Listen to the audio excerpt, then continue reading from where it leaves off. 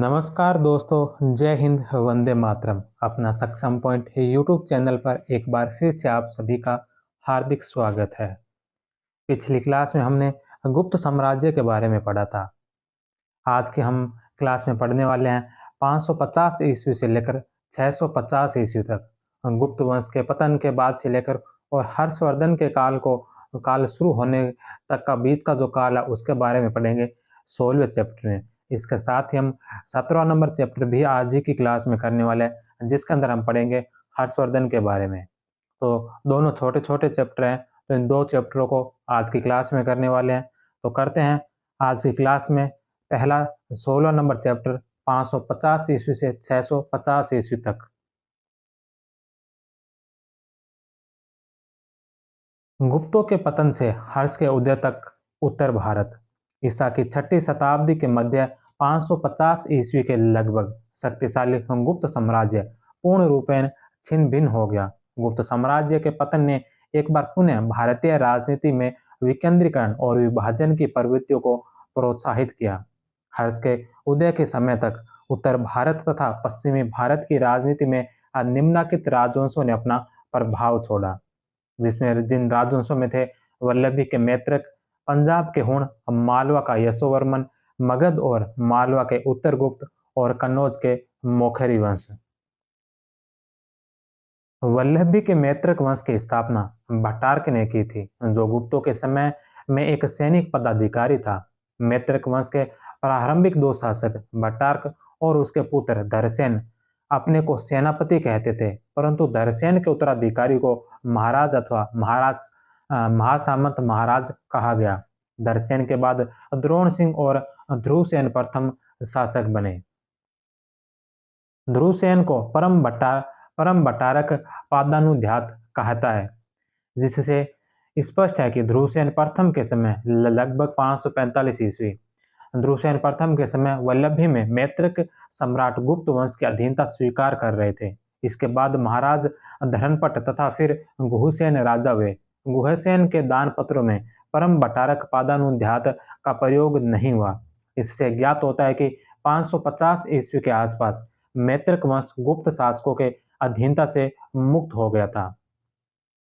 गुहसेन के बाद उसका पुत्र धरसेन द्वितीय शासक बना, जिसने 571 से 590 ईस्वी तक शासन किया, और उसके पश्चात धरसेन का पुत्र विक्रमादित्य प्रथम धर्मादित्य 606 से 612 ईस्वी तक मैत्रक वंश के शासक रहे।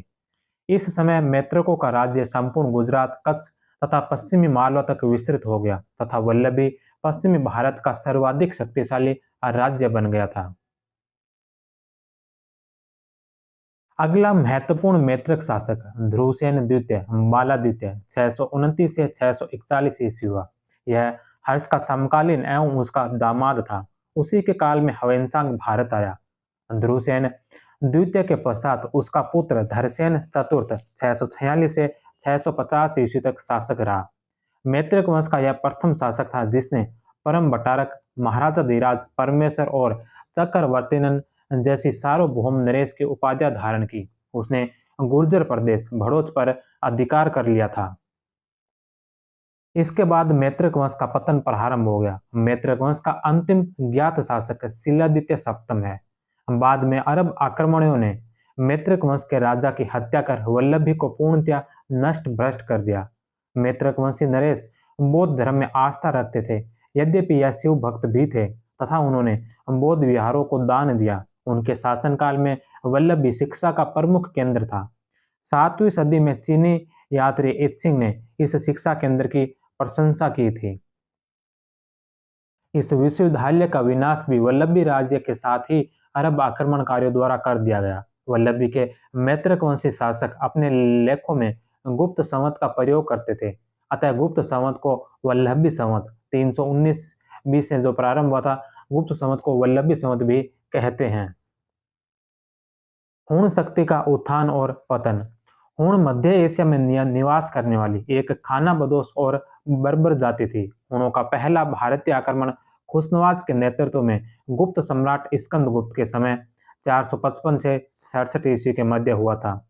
स्कंदगुप्त के हाथों उन्हें करारी हार का सामना करना पड़ा और उनका यह अभियान असफल रहा। स्कंदगुप्त के मृत्यु के बाद हुणों ने गंगा घाटी पर पुनः आक्रमण किया। इस दूसरे हुण आक्रमण का नेता तोरमान था। ऐसा लगता है कि गुप्त शासक भानुगुप्त भी इस संघर्ष में मारा गया था। तोरमान का पंजाब के कुरा से एक अभिलेख मिला जिसमें उसे शाही सुबल कहा गया, अर्थात जिसका शाब्दिक अर्थ है कुषाणों का सामंत। तोरमान के अभिलेख व सिक्कों से स्पष्ट है कि वह पंजाब से एरन तक के क्षेत्र का शासक था तथा उसने महाराजा धीराज की उपाधि ग्रहण की। जैन ग्रंथ कुवल्यमाला से पता चलता है कि उसकी राजधानी चंद्रभागा चिनाब नदी के तट पर स्थित पवैया थी। आर्य मंजूश्री मूल कल्प से ज्ञात होता है कि तोरमान ने मगध तक के प्रदेश की विजय की तथा बनारस और उसके आसपास के भाग में अपना प्रभाव बढ़ा लिया। तोरमान के नेतृत्व में हूण सत्ता पवैया, साकल, सियालकोट, एरन, मालवा आदि में सुदृढ़ रूप से स्थापित हो गई तथा मगध, काशी और कौशाम्बी उसके प्रत्यक्ष प्रभाव में आ गए।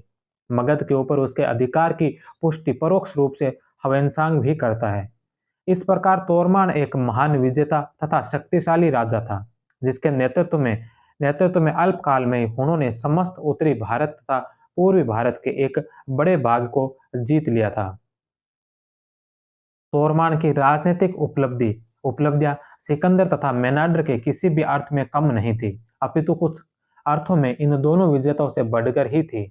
भारत की विजय करने वाला वह पहला ऐसा विदेशी शासक था जिसने मध्य एशिया में मध्य भारत तक अपना साम्राज्य विस्तार किया तथा पूर्वी भारत के एक बड़े भाग पर अपना प्रभाव जमा लिया। समस्त तोरमान की मृत्यु संभवतः तोरमान की मृत्यु 1515 ईस्वी में हुई। आर्य मंजूश्री मूल कल्प से पता चलता है कि मृत्यु के पूर्व ही उसने अपने पुत्र मिहिरकुल को अपना उत्तराधिकारी नियुक्त कर दिया था। मिहिरकुल तोरमान का पुत्र तथा उसका उत्तराधिकारी मिहिरकुल अत्याचारी व्यक्ति था। उसके शासन के 15वें वर्ष का लेख ग्वालियर से मिलता है। उसके शासन के विषय में चीनी यात्रियों सुंग युंग और ह्वेनसांग तथा यूनानी लेखक कास्मस के विवरण से सूचना प्राप्त होती है। सुंग युंग ने हमें बताया है कि उसकी राजधानी गंधार में थी और वह बौद्ध विरोधी था। हुनसुंग उसकी राजधानी साकल बताता है तथा लिखता है कि वह भारत के एक बड़े भाग का स्वामी था। उसने पड़ोसी राजाओं की राज्यों की विजय की तथा पंच भारत का स्वामी बन गया। जब मगध के शासक बालादित्य ने उसके अत्याचारों के विषय में सुना तो उसने अपने राज्य की सीमाओं की कड़ी निगरानी रखी, उसे कर देना बंद कर दिया। मिहिरकुल ने बालादित्य पर आक्रमण किया किंतु पराजित हुआ और बंदी बना लिया गया। किंतु बाद में बालादित्य ने अपनी माता के कहने में आकर के उसे छोड़ दिया था। ह्वेनसांग जिस बालादित्य की चर्चा करता है उसकी पहचान के विषय में यद्यपि मतभेद है, तथापि ऐसा लगता है कि वह गुप्त नरेश नरसिंह बालादित्य ही है। कल्हण की राजतरंगी में भी मिहिरकुल के अत्याचारों का वर्णन मिलता है। चीनी यात्री ह्वेनसांग के विवरण तथा मंदसौर लेख के आधार पर कहा जा सकता है कि मिहिरकुल मगध नरेश बालादित्य तथा मालव नरेश यशोवर्मन द्वारा बुरी तरह पराजित होकर उत्तर भारत से खदे दिया गया था। किंतु यह पराजय निर्णायक नहीं रही। मिहिरकुल शीघ्र ही कश्मीर का राजा बन बैठा तथा गंधार को भी उसने जीत लिया। आगे चलकर 530 ईस्वी के लगभग मालवा के पराक्रमी शासक यशोधर्मन ने मिहिरकुल को बुरी तरह परास्त किया। मिहिरकुल शैव मतानुयायी था तथा बौद्धों का घोर शत्रु था। कल्हण के अनुसार उसने श्रीनगर में शिव का एक मंदिर बनवाया। कल्हण उसकी तुलना विनाश के देवता से करता है। जैन लेखक उसे दुष्टों में प्रथम मानते हैं। मिहिरकुल की पराजय के बाद हुणों की शक्ति क्रमशः कमजोर होती गई। 550 ईस्वी के लगभग उन्होंने पुनः गंगा घाटी पर अधिकार करने का प्रयास किया, किंतु इस बार मोखरे नरेश ईशान वर्मा ने उसे पराजित किया। हर्षचरित से पता चलता है कि राज्यवर्धन का हुणों के साथ भीषण संघर्ष हुआ। राज्यवर्धन ने हुणों को परास्त कर देश के बाहर भगा दिया। इसके बाद कुछ समय तक हम भारत में हुणों की गतिविधियों के विषय में नहीं सुनते। राजपूत काल में हुणों का प्रथम उल्लेख गुर्जर प्रतिहार शासक महेंद्र पाल प्रथम के समय में उणा लेख 899 ईस्वी का उसमें मिलता है, पर राजपूत काल में हुण निरंतर पराजित हुए। हुणों के आक्रमण का भारतीय जनजीवन पर गहरा प्रभाव पड़ा। उनके आक्रमण ने पतनोमुख गुप्त साम्राज्य को गहरा आघात पहुंचाया था। कालांतर में हुण हिंदू समाज में घुल मिल गए तथा उन्होंने यहाँ के वंशों से वैवाहिक संबंध स्थापित कर लिया।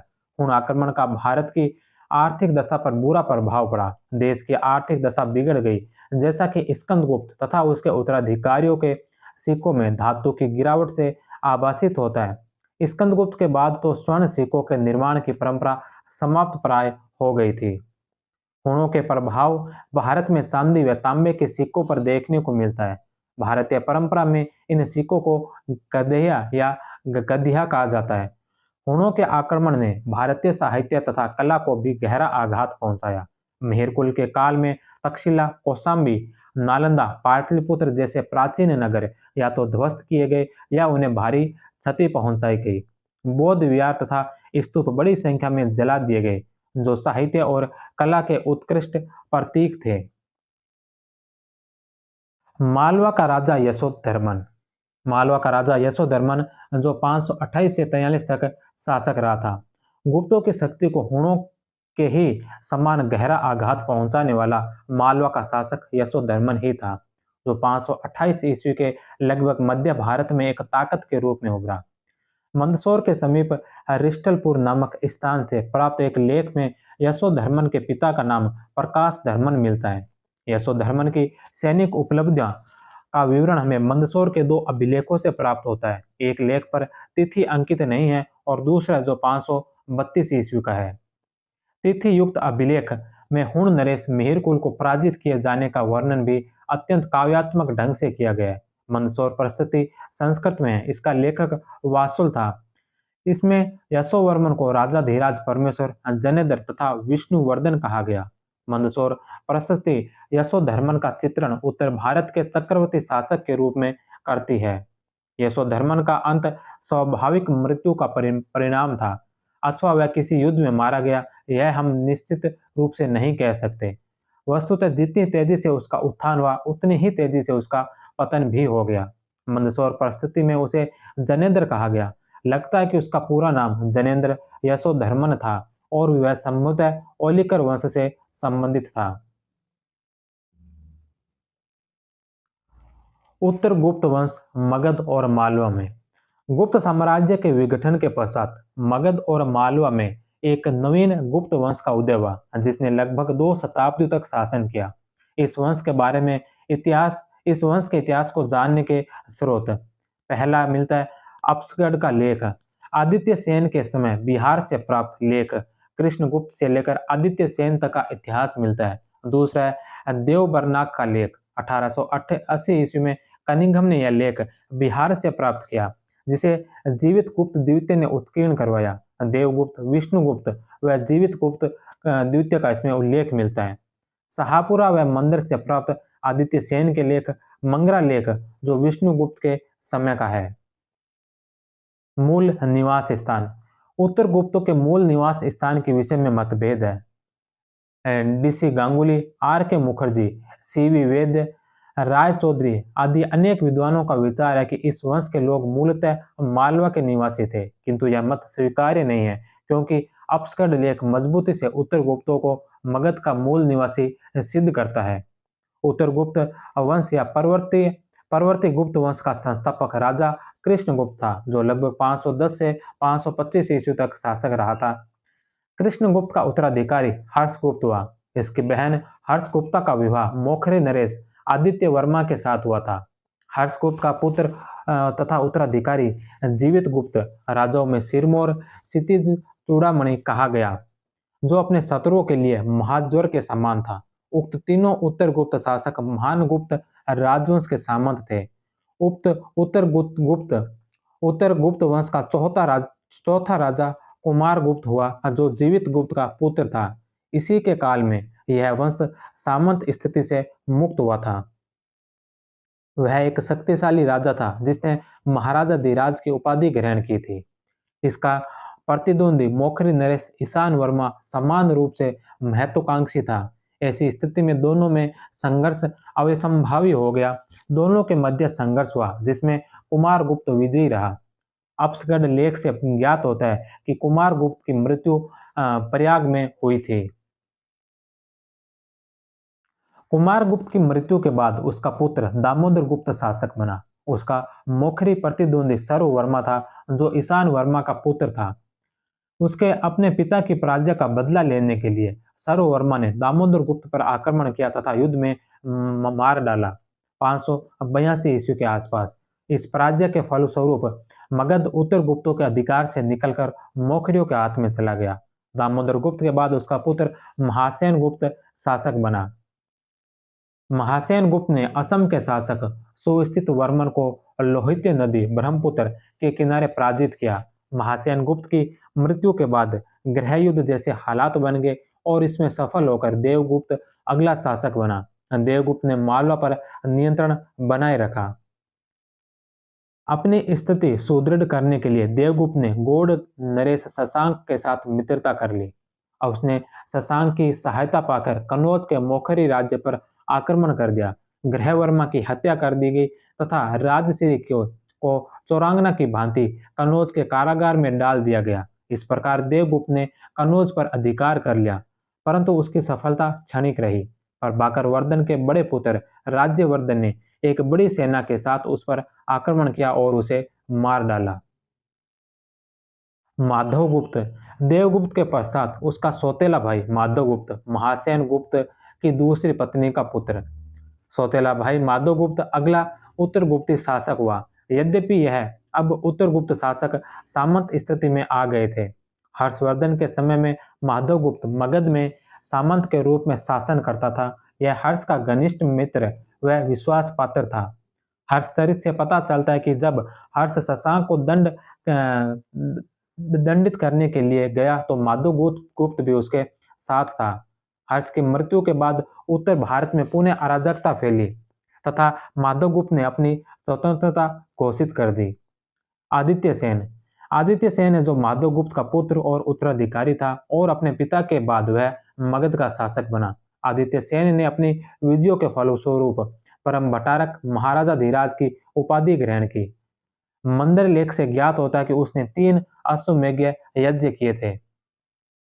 आदित्य सेन के शासनकाल लगभग 655 से 675 ईस्वी में चीनी राजदूत वांग हुएन ने 2 बार भारत की यात्रा की तथा आदित्य सेन ने उसकी हर संभव सहायता की। वांग हुएन ने 3 बार भारत की यात्रा की थी, जिसमें से 2 बार आदित्य सेन के समय की। कोरिया के बौद्ध यात्री हुई लून के अनुसार आदित्य सेन ने बोध गया में एक बौद्ध मंदिर बनवाया था। बौद्ध धर्म के प्रति उदार होते हुए भी आदित्य सेन का झुकाव वैष्णव धर्म की ओर था। बरनाक लेख में आदित्य सेन को परम भागवत कहा गया और उसके वैष्णव होने का प्रमाण है। आदित्य सेन के उत्तराधिकारी तथा उत्तर गुप्तों का विनाश आदित्य सेन का पुत्र और उत्तराधिकारी देवगुप्त द्वितीय हुआ।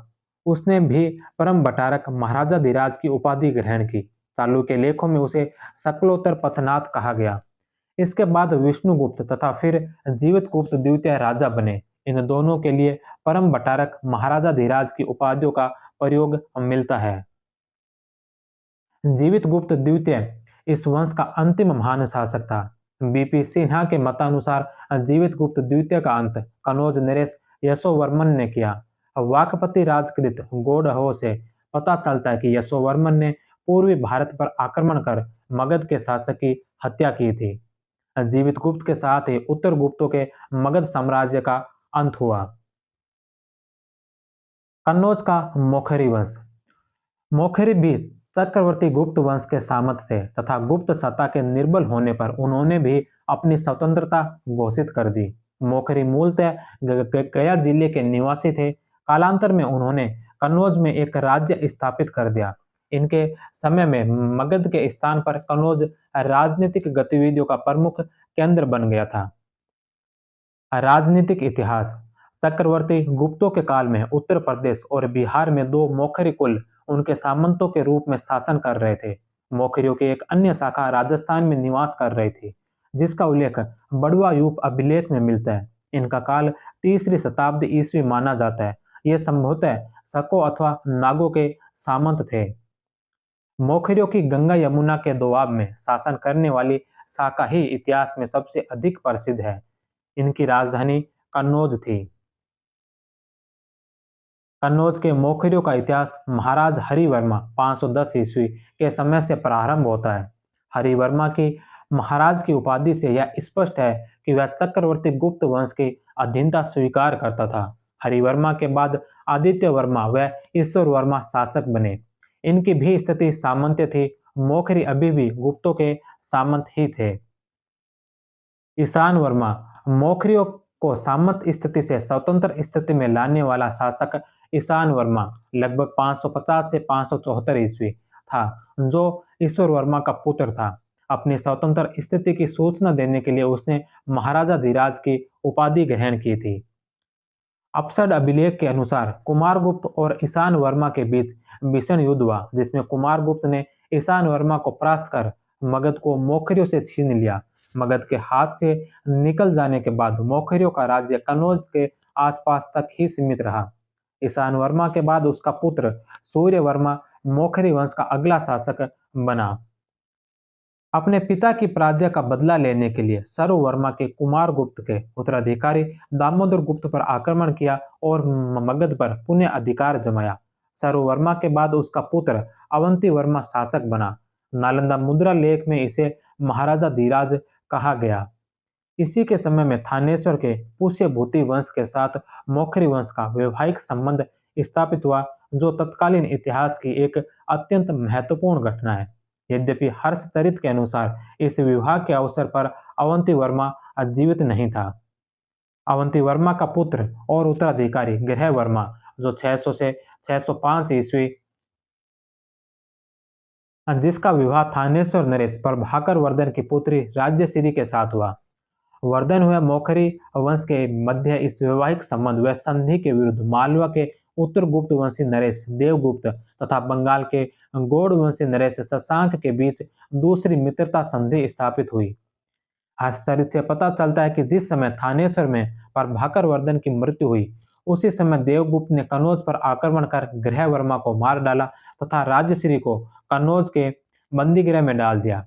गृह वर्मा के बाद मौखरी इतिहास थानेश्वर के वर्धन इतिहास से जुड़ जाता है।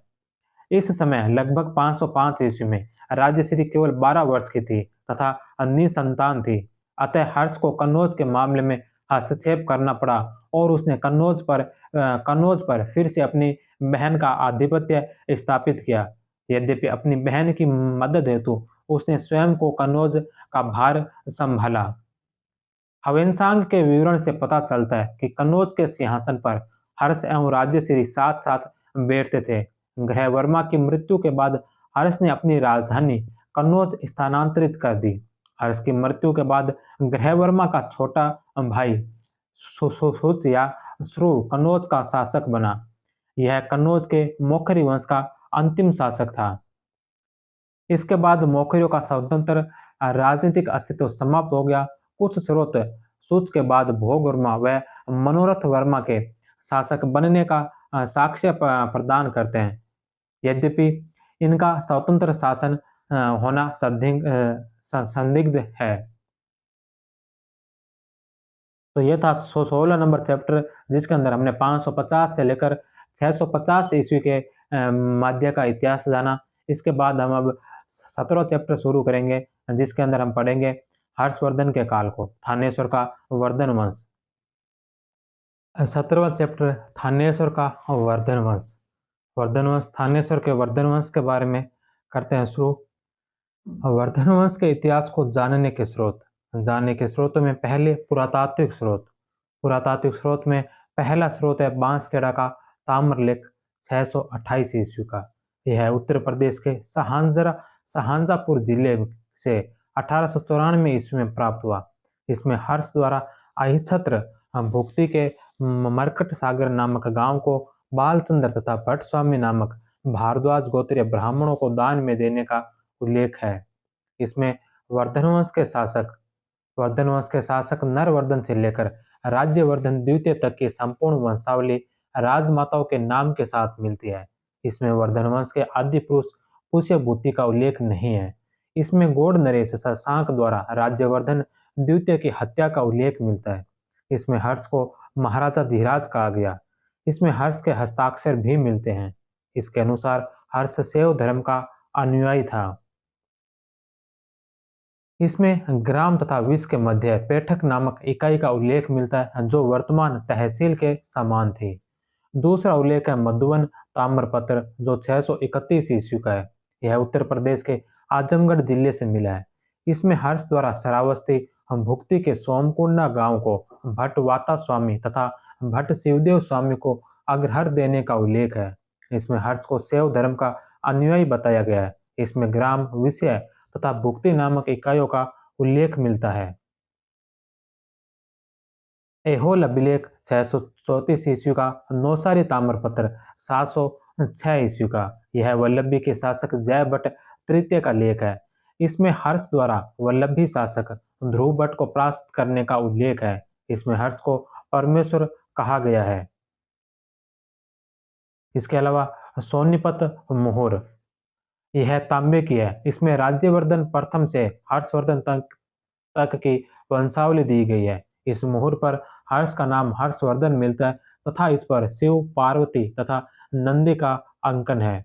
इसके अलावा नालंदा मुहूर, नालंदा मुहूर यह मिट्टी से निर्मित है। इस पर राज्यवर्धन प्रथम से हर्षवर्धन तक की वंशावली मिलती है। इस मुहूर्त पर श्री हर्ष लिखा हुआ है तथा उसे महेश्वर, महाराजा धीराज तथा सार्वभौम कहा गया है। 7वें नंबर पर बिटोरा मृत भांड, उत्तर प्रदेश के फैजाबाद जिले से बिटोरा स्थान से रजत मुद्रा भांड प्राप्त हुआ। यहाँ से प्रभाकर वर्धन तथा हर्ष की मुद्राएं प्राप्त हुई है। पुरातात्विक स्रोत के अलावा साहित्यिक स्रोत बाण भट्ट के हर्षचरित, कादम्बरी तथा चंडी शतक काव्य, हर्ष के नाटक प्रियदर्शिका, रत्नावली और नागानंद, शंकर द्वारा रचित हर्षचरित की टीका और आर्य मंजूश्री मूलकल्प। इसे सर्वप्रथम गणपति शास्त्री ने 1925 ईस्वी में प्रकाशित किया। इसमें हर्ष के लिए है शब्द का प्रयोग मिलता है।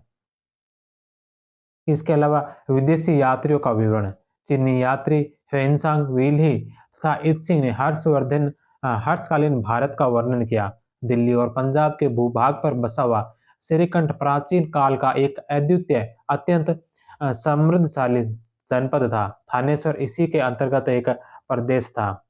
इसी प्रदेश में पुष्यभूति अथवा पुष्पभूति नामक राजा हुआ, जिसने 6ठी शताब्दी ईस्वी के आरंभ में प्रसिद्ध वर्धन राजवंश की स्थापना की। बांसखेड़ा तथा मधुबन के लेख तथा सोनपत एवं नालंदा से प्राप्त हर्ष की मुहूरे नरवर्धन को इसी वंश का प्रथम शासक मानती है। बाण के अतिरिक्त अन्यत्र कहीं पुष्यभूति का उल्लेख भी नहीं मिलता। संभवतः वह कोई आदि पूर्वज रहा होगा। वस्तुतः थानेश्वर के राजवंश का संस्थापक नरवर्धन ही था। उसके समय में इस वंश के राजाओं के नामांत में वर्धन शब्द जुड़ा मिलता है। इसी कारण यह वंश वर्धन वंश के नाम से प्रसिद्ध हुआ। वर्धन वंश की उत्पत्ति के विषय में मतभेद है। चीनी यात्री हुएनसांग ने हर्ष को फी से अर्थात वेश्य जाति का बताया। आर्य मंजूश्री मूल कल्प के लेखक ने भी इसकी पुष्टि की है। इस आधार पर आर.एस. त्रिपाठी, वी.एस. पाठक, यू.एन. घोषाल आदि विद्वान वर्धनों को वेश्य जाति से संबंधित करते हैं। इसके विपरीत के.पी. जायसवाल, एन. रॉय और पीटरसन आदि की धारणा है कि यह एक क्षत्रिय राजवंश था। एन. रॉय इस आधार पर वर्धन वंश को चंद्रवंशी क्षत्रिय मानते हैं। उसका पुत्र तथा उत्तराधिकारी राज्यवर्धन प्रथम था। प्रभाकर वर्धन, थानेश्वरों के वर्धनों का कर्मबद्ध एवं विस्तृत इतिहास प्रभाकर वर्धन के समय से मिलता है। वस्तुतः इस वंश के स्वतंत्रता का जन्मदाता था। प्रभाकर वर्धन एक शक्तिशाली राजा था। उसकी उपलब्धियों का विवरण बाण के हर्षचरित में इस प्रकार प्राप्त होता है। वह हुण रूपी हरिण के लिए सिंह, सिंधु देश के राजा के लिए ज्वर, गुर्जर को चैन से न सोने देने वाला गंधार रूपी मस्त हाथी के लिए जलता हुआ बुखार, लाट देश की चालाकी का अंत करने वाला मालवा देश की लक्ष्मी रूपी लता को काट देने वाली कुठार के समान था। प्रभाकर वर्धन की मृत्यु के समय उसके साम्राज्य में गांधार, सिंध, गुर्जर देश तथा मालवा शामिल थे और उसका विस्तार पश्चिम में सिंध से लेकर दक्षिण की ओर नर्मदा नदी तक था। उसका समकालीन मोखरी नरेश अवंती वर्मा भी एक अत्यंत शक्तिशाली नरेश था, किंतु कूटनीतिक कारणों से प्रभाकर वर्धन ने उसके साथ शत्रुता मोल लेना उचित नहीं समझा। प्रभाकर वर्धन की कई रानियां थी, इनमें यशोमती उसकी प्रधान रानी अग्रमहिषी थी। यशोमती से दो पुत्र राज्यवर्धन और हर्षवर्धन तथा एक कन्या राजश्री उत्पन्न हुई। राजश्री का विवाह कन्नौज के मोखरी राजा ग्रहवर्मा के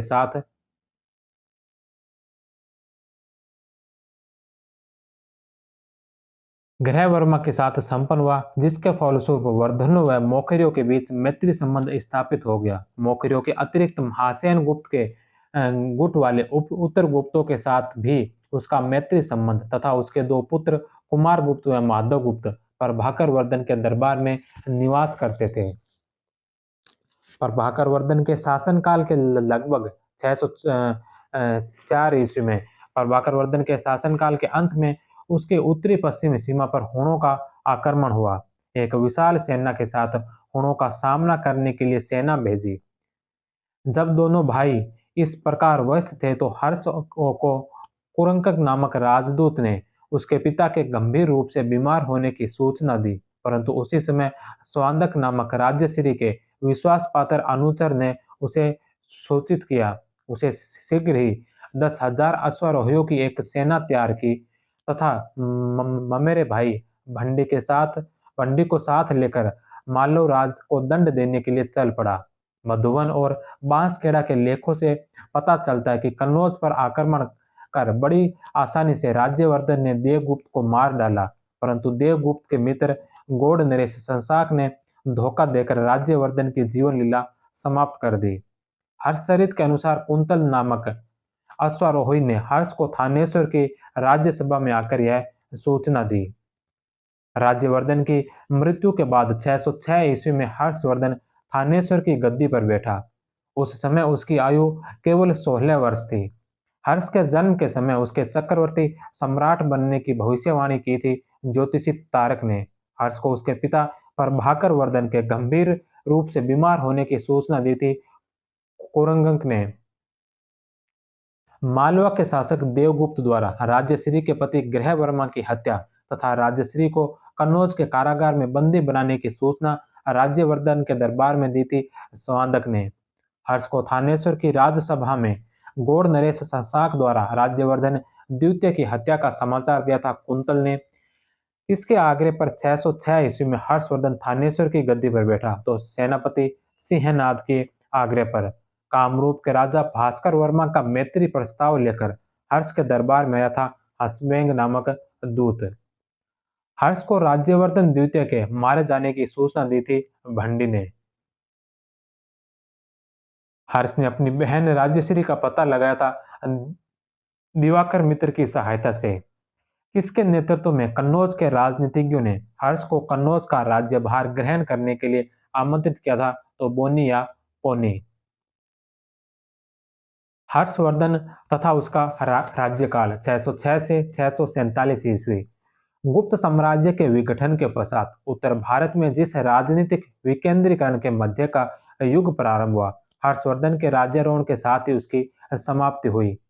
हर्षचरित से पता चलता है कि पहले वह सिंहासन ग्रहण करने में संकोच कर रहा था, किंतु सेनापति सिंहनाद ने उसे इन शब्दों में प्रेरित किया।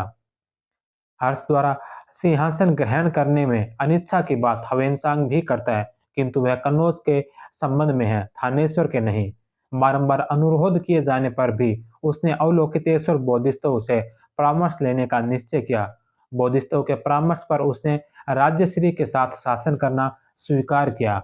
राज्यारोहण के समय हर्ष के सामने दो तत्कालीन समस्याएं थी, जिनमें पहली है शशांक को मारकर बड़े भाई राज्यवर्धन की हत्या का बदला और दूसरा राज्यश्री को कन्नौज के कारागार से मुक्त कराना। युद्ध विजय तथा समकालीन शक्तियों के साथ संबंध। हर्ष को कुंतल नामक अश्वारोही ने अपने बड़े भाई राज्यवर्धन की गौड़ाधिपति शशांक द्वारा हत्या का समाचार प्राप्त हुआ। उसने शीघ्र ही एक सेना तैयार की तथा युद्ध के लिए प्रस्थान कर दिया। बाणभट्ट के हर्षचरित में हर्ष की विजय यात्रा का बड़ा ही रोचक वर्णन प्राप्त होता है।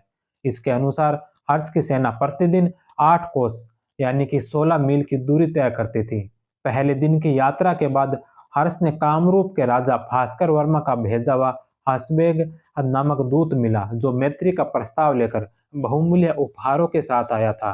यह संधि एक उभयनिष्ठ शत्रु शशांक के विरुद्ध की गई, क्योंकि वह हर्ष तथा भास्कर वर्मा दोनों का ही शत्रु था। हर्ष को राज्यश्री के विषय में जानकर बड़ा दुख हुआ तथा वह अपनी कार्य योजना बदलने के लिए मजबूर हो गया। उसने भंडी को एक सेना लेकर शशांक पर आक्रमण करने का आदेश दिया तथा स्वयं माधवगुप्त तथा कुछ चुने हुए सामंतों के साथ राज्यश्री की खोज में विंध्य वन की ओर चल पड़ा। ये राजा को गृहवर्मा के बाल सखा बौद्ध भिक्षु दिवाकर मित्र के आश्रम में ले गए। बड़ी कठिनाई से दिवाकर मित्र की सहायता से उसने राज्यश्री का पता लगाया, ठीक उस समय जब वह चिता बनाकर जलने जा रही थी। हर्षचरित का विवरण अचानक इसी स्थान पर समाप्त हो जाता है, जिसके कारण आगे की घटनाओं के विषय में हमारी जानकारी अधूरी रह जाती है। हर्ष के शशांक के विरुद्ध जो सैनिक अभियान किया, उसका क्या परिणाम निकला? इस प्रकार परिस्थितियों को अपने अनुकूल न पाकर शशांक ने यह बुद्धिमानी की कि बिना युद्ध के ही कन्नौज छोड़ दिया। हर्ष ने अपने अपने को राजपुत्र कहा तथा अपना उपनाम शिलादित्य रखा। राज्यश्री को ही कन्नौज की शासिका बनाया गया, जिसने अपने भाई हर्ष की देखरेख में शासन का संचालन करना स्वीकार किया। हर्ष ने अपनी राजधानी थानेश्वर से कन्नौज में स्थानांतरित कर ली, ताकि वह राज्यश्री को प्रशासनिक कार्यों में पूरी सहायता प्रदान कर सके। तथापि हुएनसांग लिखता है कि इसके बाद भी हर्ष एक बड़ी सेना के साथ लगातार 6 वर्षों तक युद्ध करता रहा। सर्वप्रथम उसने पूर्व के लिए प्रस्थान किया और जिन शक्तियों ने उनकी अधीनता नहीं मानी, उनको अपने अधीन किया। इसके बाद भी वह तब तक युद्ध करता रहा जब तक कि पंच भारत का स्वामी नहीं बन गया। उसने पंच भारत को तू इन तू कहा। इसके बाद उसने युद्ध क्रिया रोक दी, अस्त्र शस्त्र शस्त्रागारों में जमा कर दिए तथा निरंतर 30 वर्षों तक उसने शांतिपूर्ण पूर्वक राज्य किया। इसी बीच उसने कोई युद्ध नहीं किया था। ऐसा प्रतीत होता है कि कन्नौज पर अधिकार कर लेने के बाद उसने पहला पूर्वी अभियान किया, जिसमें समस्त उत्तर प्रदेश और बिहार का पश्चिमी भाग जीत लिया था। मालवा के ऊपर भी लगभग इसी समय हर्ष का अधिकार हो गया। 612 ईस्वी के बाद कालक्रम की दृष्टि से हर्ष के ने निम्नलिखित युद्ध किए होंगे। वल्लभी का युद्ध। वल्लभी का युद्ध आधुनिक गुजरात प्रांत में स्थित था। वल्लभी का राज्य आधुनिक गुजरात प्रांत में स्थित था। वहां का शासक ध्रुवसेन द्वितीय था। हर्ष ने उस पर आक्रमण किया। ध्रुवसेन पराजित हुआ तथा उसने भागकर बड़ौच के गुर्जर शासक दत्त द्वितीय के दरबार में शरण ली। गुर्जर नरेश ने हर्ष से उसका राज्य वापस दिला दिया। इस घटना का उल्लेख जय भट्ट के नौसारी गुजरात के बड़ौदा जिले में स्थित नौसारी से प्राप्त ताम्रपत्र 706 ईस्वी का से प्राप्त हुई है ऐसी जानकारी। अतः उसने वल्लभी नरेश को जीत लेने के बाद भी उसे न केवल उसका पैतृक राज्य वापस दिया, अपितु मालवा व उसके अधीनस्थ राज्य भी प्रदान किए। संबंधों को और पुष्ट बनाने के लिए हर्ष ने अपनी कन्या का विवाह उसके साथ कर साम्राज्य की पश्चिमी सीमा को सुरक्षित कर लिया। सिंध के साथ युद्ध। वल्लभी के युद्ध के बाद हर्ष ने सिंध पर आक्रमण किया। बाण बाण अथवा हुएनसांग ने सिंध के राजा का नाम नहीं बताया। संभवतः वह साहसी राय था जो 7वीं सदी के प्रारंभ में वहां शासन कर रहा था। पुलकेशिन द्वितीय के साथ युद्ध। पुलकेशिन द्वितीय चालुक्य वंश का शक्तिशाली राजा था। फलस्वरूप हर्ष और पुलकेशिन के बीच नर्मदा नदी के तट पर युद्ध हुआ, जिसमें हर्ष की पराजय हुई। इस युद्ध के विषय में 2 प्रमाण मिलते हैं। पहला पुलकेशिन द्वितीय का ऐहोल से प्राप्त अभिलेख और दूसरा हुएनसांग का यात्रा विवरण। ऐसी स्थिति में हम इस युद्ध की तिथि 630 ईस्वी से 634 ईस्वी के बीच में रख सकते हैं।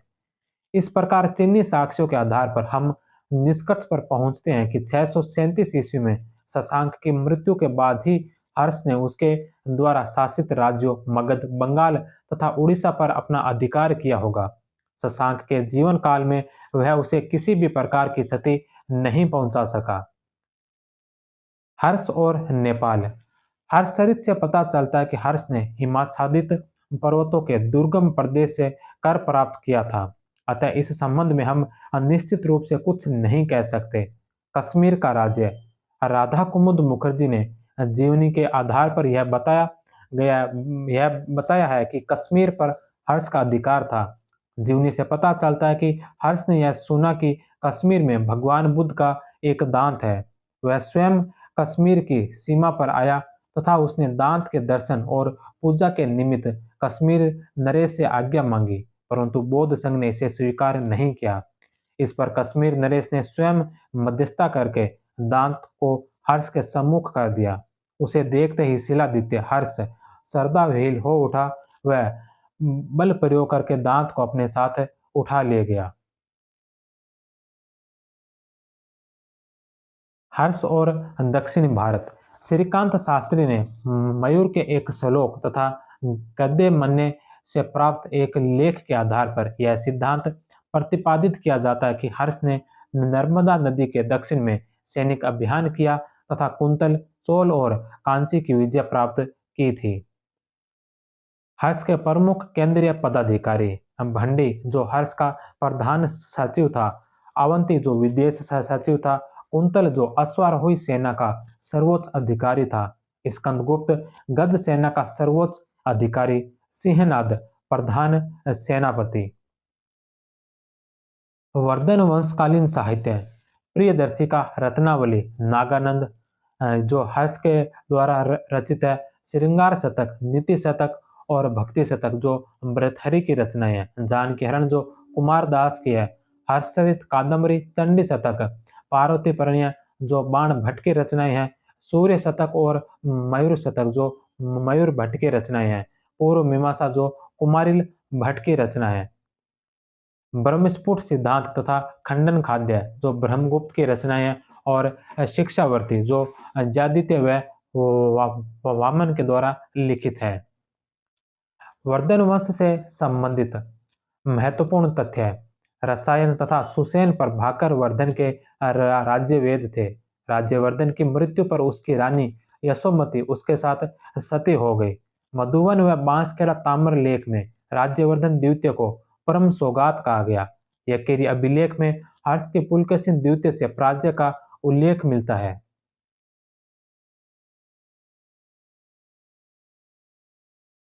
चीनी लेखक मातवान लिन के अनुसार 641 ईस्वी में हर्ष ने मगध राज की उपाधि धारण की। कामरूप का शासक भास्कर वर्मा हर्ष द्वारा आयोजित प्रयाग तथा कन्नौज की सभा में उपस्थित हुआ तथा वह शैव धर्म का अनुयायी था। हर्ष ने 641 ईस्वी में चीनी सम्राट ताइसुंग के दरबार में एक दूत मंडल भेजा था। चीन ने हर्ष के दरबार में 3 दूत मंडल भेजे थे। लियांग होइकिंग के नेतृत्व में, ली ई पियासो के नेतृत्व में और वांग स्वासे के नेतृत्व में। हर्ष के दरबार में 2 ही दूत मंडल आए। तीसरे दूत मंडल के समय तक हर्ष की मृत्यु हो चुकी थी। वांग स्वासे 3 बार भारत आने वाला चीनी यात्री है। हर्षचरित में हर्ष को सभी देवताओं को उसका सम्मिलित अवतार कहा गया। बाण भट्ट ने हर्ष को महावाहिनीपति कहा। बाण भट्ट ने थानेश्वर नगर को अतिथियों के लिए चिंतामणि भूमि तथा व्यापारियों के लिए लाल भूमि कहा। बाण भट्ट ने उज्जैन के निवासियों को कोट्याधीश कहा है। वी स्मिथ के अनुसार हर्षवर्धन का साम्राज्य हिंदू भारत में अंतिम था। वर्धन वंश का कुल देवता शिव था। गुणप्रभ, जो हर्ष का आध्यात्मिक गुरु था। हर्ष ने 643 ईस्वी में कन्नौज महासभा का आयोजन किया। हवेनसांग को इसका अध्यक्ष बनाया गया। यह अधिवेशन 21 दिनों तक चला। इस अधिवेशन के बाद हवेनसांग को महायान देव तथा मोक्ष देव की उपाधि प्रदान की गई। प्रयाग महामोक्ष परिषद का आयोजन 643-44 ईस्वी में किया गया।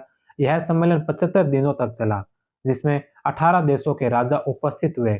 इसमें प्रथम दिन बुद्ध, दूसरे दिन सूर्य व तीसरे दिन शिव की पूजा की गई। बाण भट्ट के अनुसार हर्ष बांसुरी का कुशल वादक था। बाण भट्ट व हर्षवर्धन की प्रथम भेंट मणितारा स्कंदावार अचिरावती नदी के किनारे हुई थी। हर्ष के हाथी का नाम द्रपसात था। उड़ीसा के जयसेन नामक अ, विद्वान को हर्ष ने 80 बड़े गांवों की आय भेंट में देना चाहा, परंतु उसने अस्वीकार कर दिया। हर्ष के समय प्रांतों को भुक्ति कहा जाता था। प्रशासन की सबसे छोटी इकाई ग्राम था, जिसका शासक महतर था। भू राजस्व को भाग कहा जाता था, जो उपज का 1/6 भाग होता था। रात्रि में पहरा देने वाली महिला पुलिस को याम चेटी कहा जाता था। तो ये था हर्षवर्धन का काल, हर्षवर्धन से संबंधित चैप्टर। तो आज की क्लास में हमने 2 चैप्टर कर लिए। पहला 16वां चैप्टर जो 550 ईस्वी से 650 ईस्वी के मध्य का उत्तर भारत, और दूसरा वर्धन वंश। तो इन 2 चैप्टरों के साथ ही आज की क्लास को समाप्त करते हैं। अगर आपको ये सेशन पसंद आ रहे हैं तो आप क्लास को लाइक कीजिए, चैनल को सब्सक्राइब कीजिए। कल की क्लास में हम पढ़ेंगे कनौज का त्रिकोणात्मक संघर्ष। इसके साथ ही हम कल की क्लास में 2-3 चैप्टर करने वाले हैं, क्योंकि दोनों तीनों ही छोटे-छोटे चैप्टर हैं। तो कल हम मिलते हैं कनौज के त्रिकोणात्मक संघर्ष के साथ। तब तक आप सभी का बहुत-बहुत धन्यवाद। जय हिंद, वंदे मातरम।